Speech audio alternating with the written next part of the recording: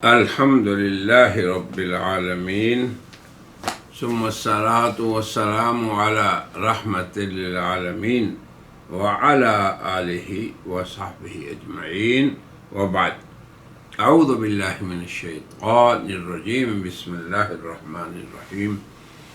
إنا أنزلناه في ليلة القدر. وقال تعالى في سورة أخرى: إنا أنزلناه في ليلة مباركة. وقال النبي صلى الله عليه وسلم: تحروا ليلة القدر في الوتر من العشر الأواخر، أو كما قال صلی اللہ علیہ وسلم. میرے محترمین و معززین سامعین و ناظرین، حق تعالی شانہ کا بے حد انعام ہے کہ اللہ نے ہمیں ماہ مبارک، اس کے صیام اور قیام کی توفیق عطا فرمائی، اور اسی کی توفیق سے اللہ کے بندے پھر آخری عشرے میں شوق ان کو پیدا ہو گیا، مزید ان میں طاقت آ گئی. جو فرمایا تھا نا، لعلکم تتقون ایام معدودات، یہ دن ایسے ہیں کہ تم اپنی روحانی زندگی میں ترقی کرو، اپنی زاد راہ مادی نہیں بلکہ زاد راہ تقوی، خیر زاد تقوی، اس میں ترقی کرو.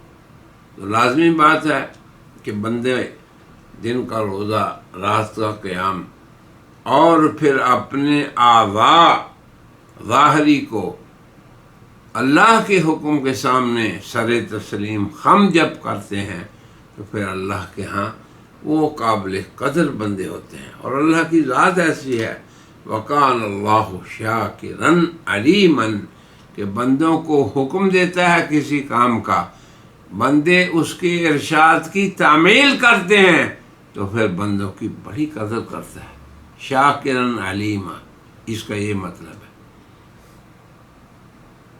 تو اب اللہ کی طرف سے بندوں کی قدر کا زمانہ یہ ہے کہ لیلۃ القدر کو اللہ نے آخری عشرے میں رکھا. حضرت عائشہ ام المؤمنین فرماتی ہیں کہ تحروا، آپ نے فرمایا تلاش کرو تم لیلۃ القدر کو آخری عشرے کی طاق راتوں میں. اور پھر آپ نے فرمایا، حضرت عائشہ رضی اللہ عنہ کی روایت ہے کہ میں نے کہا یا رسول اللہ، قلت یا رسول اللہ ارأیت ان علمت ای لیلۃ لیلۃ القدر، اگر مجھے اللہ نے یہ سلجھا دیا، علم ہو گیا کہ کون سی رات امسال لیلۃ القدر ہے، تو کیا کہوں؟ ما اقول فیہا، تو میں کیا کہوں اس رات میں.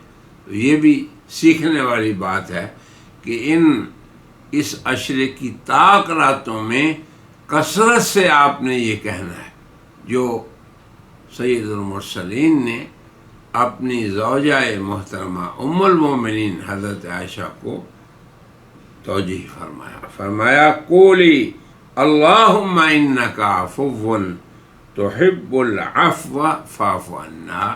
تو اے عائشہ، پھر یہ کہنا کہ اے پروردگار، تو معاف کرنے والا ہے اور تو معافی ہی کو پسند کرتا ہے، اس لیے ہمیں معاف کر دینا. ایسی جامع دعا نبی کریم صلی اللہ علیہ وسلم نے پوری امت کو یہ تلقین فرما دی. لہذا میرے برادران اسلام، میرے بھائیوں بہنوں، بیٹوں بیٹیوں، جہاں بھی آپ دنیا میں ہیں، اس دعا کو مضبوطی سے تھام لیں، اور خصوصاً آخری عشرے کی طاق راتوں میں. اللہ تعالیٰ اپنے فضل و کرم سے تمہارے نصیب میں اس رات کو لکھ دے. اور کیا ہے یہ دعا پڑھنی ہے؟ اللہم انک عفو تحب العفو فاعف عنا. اللہم انک عفو، یاد کر لیں اس کو، تحب العفو فاعف عنا۔ یہ ہے جو مربی اعظم صلی اللہ علیہ وسلم، محسن اعظم صلی اللہ علیہ وسلم، جو رسول اعظم صلی اللہ علیہ وسلم اپنی امت کے بھلائی کے لیے انہیں تعلیم دے رہے ہیں، ہر وقت سے فائدہ اٹھائیں۔ کیا دعا ہے؟ اللہم انک عفو تحب العفو، اتنی بار پڑھیں کہ آپ کو یاد ہو جائے، فاعف عنا۔ تو یہ دعا تلقین فرمائی۔ اور آگے پھر دیکھیں ایک اور بھی ایسی چیز ہے جس سے ہمیں اجتناب کرنا ہے، اس کو میں آخر میں بیان کروں گا۔ پہلے یہ دیکھیں کہ اس رات کی روحانی فضا،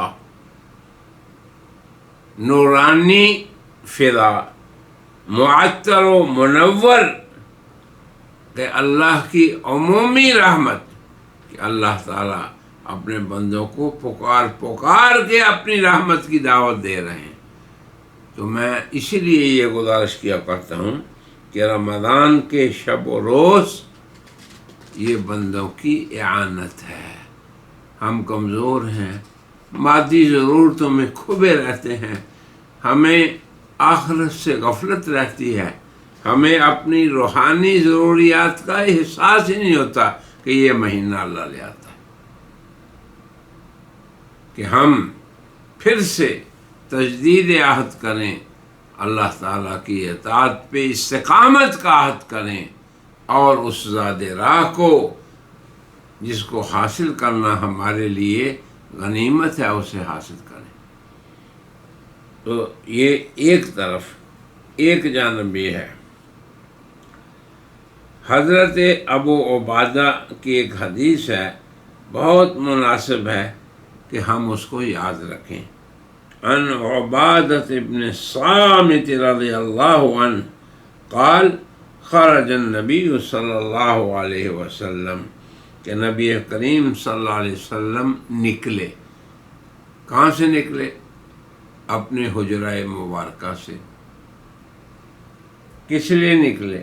لیخبرنا بلیلۃ القدر، تاکہ ہمیں لیلۃ القدر کی خبر دے دیں۔ معین ہو جاتی لیلۃ القدر، پتہ چل جاتا کہ فلاں رات ہے۔ آگے کیا ہوا؟ فَتَلَاحَا رَجُلَانِ مِنَ الْمُسْلِمِينَ، تو دو مسلمان بھائی آپس میں جھگڑنا شروع کر دیا انہوں نے۔ اب آپ یہ دیکھیں کہ اس جھگڑے کی کتنی بڑی نحوست ہے۔ اب ہم اس جھگڑے کو فخر سمجھتے ہیں۔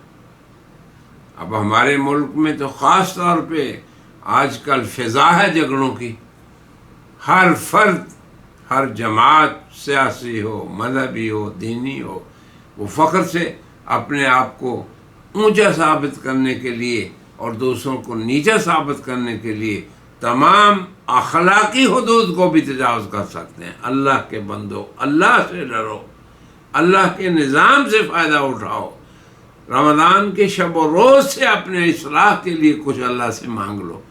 ہم دوسروں کی اصلاح کی فکر میں ہیں۔ اب یہ دوسروں کی اصلاح ہے نا کہ جی میں اچھی خدمت کرتا ہوں، اس سے کیا ہے یہ تنافس؟ ان کاموں میں تنافس کرو، اللہ کی عبادت میں، تقوی میں، طہارت میں، تزکیے میں، اپنی صفائی میں۔ ہمیں کوئی خبر ہی نہیں ہوتی کہ رمضان میں ہیں ہم، یا شوال میں یا شعبان میں۔ ایسے حالات ہو گئے عمومی طور پر امت کے، ہمیں اجتماعی طور پہ اللہ سے معافی مانگنی چاہیے، اور اس رمضان میں خصوصاً ہمارے برادران وطن کو اللہ پاک کی طرف توجہ کرنی چاہیے۔ اب آپ دیکھیں کہ حضور نکلتے ہیں اپنی امت کے سامنے، امت کے خیر الرجال حضرات سے آپ ہیں کہ ان کو بتا دیں کہ لیلۃ القدر کہاں، کب ہے اور کون سی رات ہے۔ اب دو لوگ جھگڑ پڑتے ہیں۔ آگے دیکھیں حدیث۔ تو پھر اس کے بعد فرمایا فرفعت، اس علم کو اللہ نے اٹھا لیا، لیلۃ القدر اٹھ گئی، یعنی اس کا علم جو تھا وہ اٹھ گیا۔ اللہ اکبر، اب جو تعیین تھی وہ اٹھ گئی۔ بہرحال اس کے اندر دو پہلو ہیں اس حدیث کے اندر سوچنے کے۔ ایک یہ کہ کتنی بڑی نحوست ہے کہ مسلمان آپس میں لڑے۔ اب ان کی وہ لڑائی مذہبی ہے، سیاسی ہے، مادی ہے، مال کی ہے، عزت کی ہے، جاہ کی ہے، کوئی بھی ہو، بیکار ہیں یہ ساری چیزیں، انسانیت کو فنا کرنے والی ہیں یہ سب چیزیں۔ آج کیا ہوا ہمیں کہ اللہ کے پاکیزہ ترین دن جو ہیں ان سے بھی ہمیں کچھ ہوش نہیں، کوئی سبق نہیں سیکھتے، نہ اس کے راتوں سے نہ دنوں سے۔ اب یہ پہلا درس ہے۔ اور دوسری بات یہ جو اہل علم نے لکھا ہے کہ اللہ تعالیٰ کا کوئی کام بھی حکمت سے خالی نہیں۔ اب اس کے اندر کیا حکمت تھی؟ ایک تو اللہ نے بتا دیا کہ تمہارا ایک دوسرے کی بے آبرو کرنا، ایک دوسرے کو بے عزت کرنا، ایک دوسرے کو جھگڑنا، اتنی بدترین اللہ کے ہاں یہ خصلت ہے۔ اب آپ دیکھیں، بڑے پڑھے لکھے لوگ، بڑے عقل مند لوگ، بڑے علم و دانش کے مدعی اور تہذیب کے فنکار لوگ، اتنا ہی زیادہ ان کی عزت ہوتی ہے جتنا وہ دوسروں کو ہیچ ثابت کریں، دوسروں کی آبرو ریزی کریں۔ اے ابنائے امت، اے ابنائے وطن، اس خسرت نے قوموں کو برباد کر دیا، اس خسرت نے امتوں سے بہت بڑی خیر کو چھین لیا۔ ایک طرف تو یہ بات ہے، دوسری بات یہ ہے کہ اللہ تعالیٰ نے جو اپنی حکمت بالغہ سے اس کا علم اٹھایا، اس کے اندر بھی حکمت ہے کہ بندے امت مسلمہ، خیر امت کے خیر الافراد مزید کوشش کریں، زیادہ تر عضو میں لگ جائیں، اور وہ یہ سمجھیں کہ ہمیں جو رسول اللہ نے ایک راہ دکھائی ہے لیلۃ القدر کو پانے کی، اس پہ ہم زیادہ سے زیادہ چلیں۔ تو اب آپ دیکھیں، ایک تو مسلمانوں کی محنت بڑھ گئی، تعیین نہ ہونے سے ان کا جذبہ عمل بڑھ گیا، ان میں زیادہ ہو گیا، یہ بھی حکمت ہے۔ باقی اور بھی حکمتیں ہوں گی جن کو اللہ اور اس کے رسول بہتر جانتے ہیں، ہم اگر نہیں جانتے یا ہم نہیں بیان کر سکتے تو بہرحال اللہ کا کوئی عمل شارع الحکیم ہے، حکمت سے خالی نہیں۔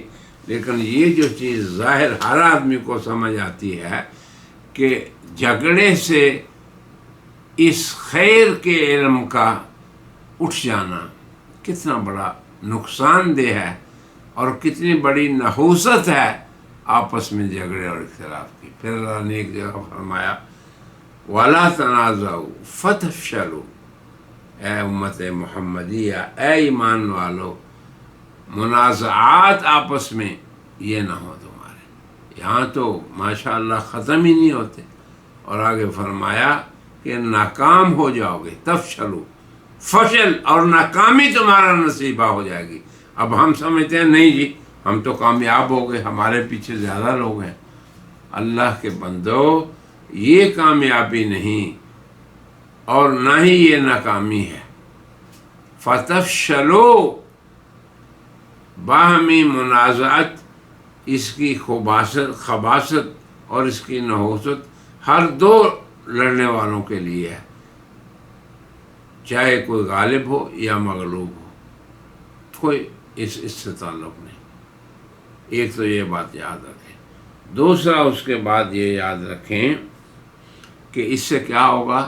فتفشلوا، امت ناکام ہو جائے گی، فشل امت کے مقدر ہوگا۔ جو امت وحدت کے ساتھ اور ثابت قدمی کے ساتھ حق پہ قائم نہیں رہتی، اس امت کے نصیب میں کامیابی نہیں، ناکامی ہے۔ فتفشلوا، فشل کا معنی عربی میں ناکامی ہے۔ اب آپ دیکھ لیں کہ ہم کس چیز میں اپنی کامیابی دیکھ رہے ہیں، اور اللہ اور قرآن اس کو کس چیز میں۔ آگے فرمایا وَتَذْهَبَ رِيحُكُمْ، ایک تو تم آپس میں ناکام ہو گئے، دوسرا دشمن پہ جو تمہاری ہیبت اللہ نے رکھی ہے کہ یہ اللہ کے بندے ہیں، یہ اہل ایمان ہیں، یہ اہل تقوی ہیں، وہ بھی ہوا اکھڑ جائے گی۔ اس لیے میری دعا ہے عموماً پوری امت مسلمہ کے لیے کہ اللہ انہیں وحدت اور اتحاد اور محبت کی نعمت سے مالا مال فرمائے، اور باہمی منازعات سے اور امت کے دیگر بعض گروہوں کو نیچا دکھانے سے باز آ جائے۔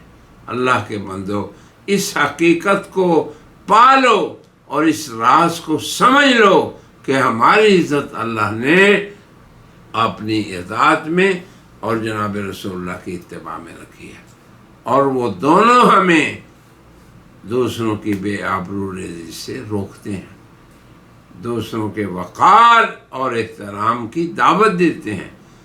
اور کتنی حدیثوں میں ہے کہ ایک مسلمان کا دوسرے مسلمان کو اس کی غیبت کرنا، اس کی برائی کرنا، اس کی عیب چینی کرنا، اور اب کہاں کہاں ہم زبان اور ہاتھ اور پاؤں اور فکر اور دماغ کی ان نافرمانی اور معاصی کو ہم شمار کریں، جس میں ہر روز ہم میں سے ہر ایک 24 گھنٹے اسی میں مبتلا ہے، اسی غلاظت اور اسی گندگی میں ہم زندگی گزار رہے ہیں۔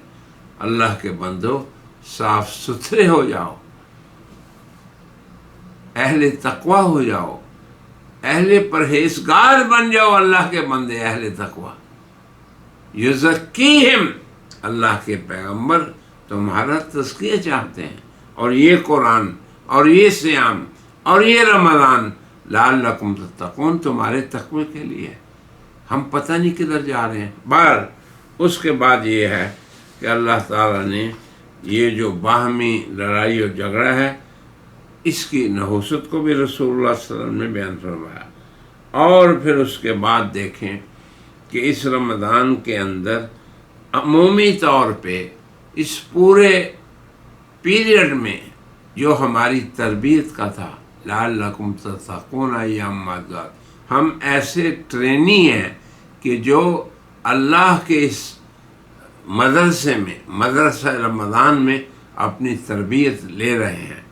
اور کیسی تربیت؟ انسان کی، بندہ مومن کی پورے کے پوری دینی تربیت 2 چیزوں میں منحصر ہے، یہ یاد رکھ لیں آپ۔ 2 چیزیں۔ پہلی چیز حسن عبادت، یعنی اپنے معبود کے ساتھ تمہارا حسین تعلق ہو۔